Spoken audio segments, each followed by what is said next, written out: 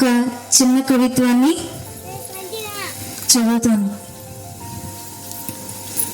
అలుపెరుగక దేవుని సేవలో కొనసాగుతున్న ఆత్మీయ తల్లిదండ్రులకు సన్మాన వేడుక.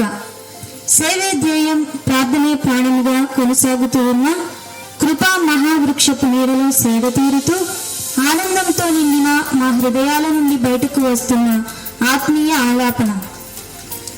ఎంతో సుందరుడమ్మ తాను, సహోదరి ప్రాణేశ్వరి, ఎంత మధురము మనకెంత మధురము, శ్రీమంతుడా యేసయ్య అనే ఆత్మీయ గీతాలను ఆలపిస్తూ తమ స్వర మాధుర్యమనే తీగలతో ఆత్మీయులందరినీ ఏకదాటిగా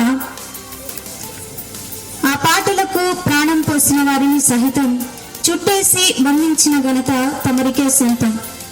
7 వయస్సు దాటిన ఏటేటా పెరుగుతున్న మీ స్వర మాధుర్యాన్ని విన్నవారు సంభ్రమాశ్చర్యాలకు గురి కావలసింది.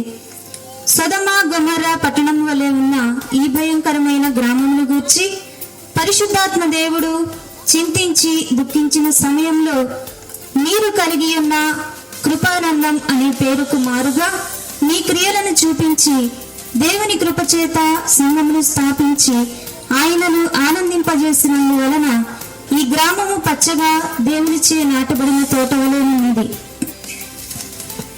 ఆ తోటలో చెట్టుగా ఉండి వృక్షంగా ఎదిగి మహావృక్షముగా విస్తరించిన మీ యొక్క చల్లని నీడలో పిట్టలు కోలాహలము చేయు రీతిగా ఈ సంఘము కోలాహలములను చూచి నిత్యము ఆనందించుచున్న దేవునికి స్తోత్రము కలుగునుగాక.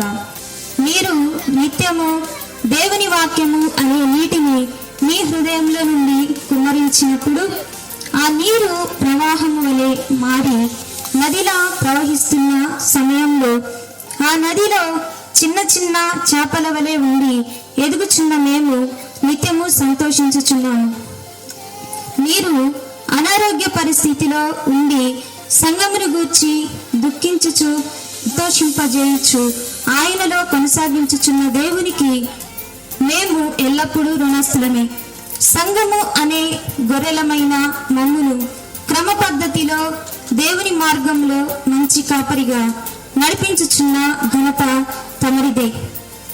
గ్రామ ప్రజల రక్షణ కొరకు మీరు మీ సతీమణి గారైన నా ఆత్మీయ తల్లి రాహేలమ్మ గారు అలాగే మీ కుటుంబం అంతయు దేవునిలో కొనసాగుతూ వర్ధిల్లాలని కోరుతూ హోలీ అపోస్తలిక్ మిషన్ విశ్వాసులు కంచర్లపాలెం.